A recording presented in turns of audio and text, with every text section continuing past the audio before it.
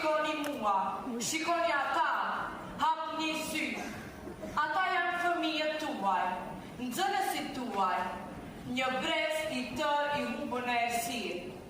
Jo në errësirën e natës, por në errësirën e verbërisë. Ata nuk kanë zinxhir në duar, por janë më të lidhur se kur. Ata nuk kanë burg rreth tyre, por janë më të burgosur se kur. TikTok, Instagram, Snapchat, Facebook, iluzione që ushqejnë mendja dhe vdesin shpirtin. Këto nuk janë dritare për dije, por zinxhir të padukshëm që mbajnë mendjen rrallë. Shikoj, por nuk shohin. Dëgjoj, por nuk mësoj. Flasin, por nuk kuptoj. Ata nuk e njohin kur dritën e vërtetë, sepse sytë e tyre ishin mësuar me hije. Hije që janë gjë tjetër veç se iluzionet të krijuara nga një botë e trilluar.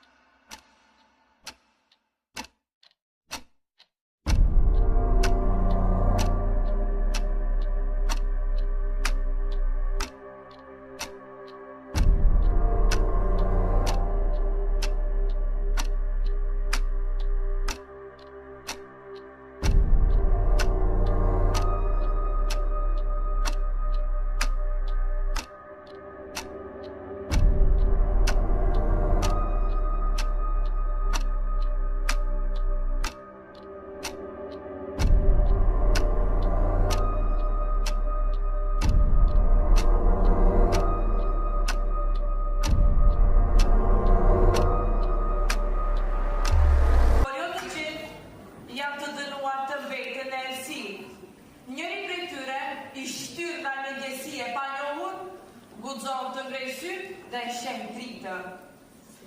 Një dritë ndryshe nga ajo e ekraneve, një dritë e ngrohtë dhe e fuqishme, dritën e dijes.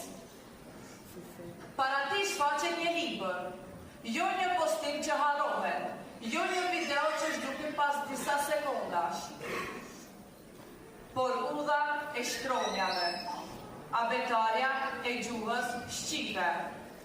Ai e merr atë, e shfleton dhe befas diçka ndryshon.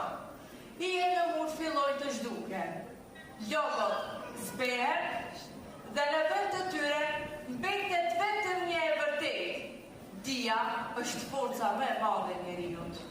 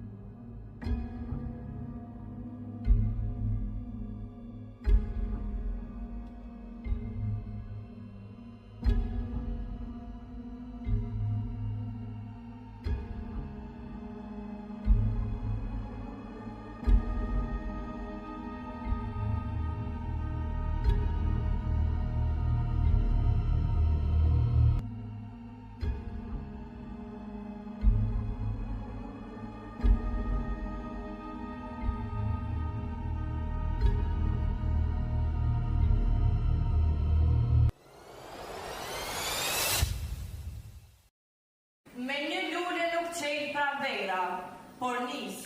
Rak ti, rak unë, si do të arrit drita ta poshtë errësirën? A mund të mbetet një I lirë kur të tjerët janë ende robër? Jo, ai që pa dritën kthehet pas. Kthehet për t'i zgjuar edhe të tjerët nga gjumi dimron. Një nga një, zinxhirët thyhen. Një nga një, syt hapen. Dhe të gjithë ecin, drejt dritës, drejt dijes, drejt së vërtetës.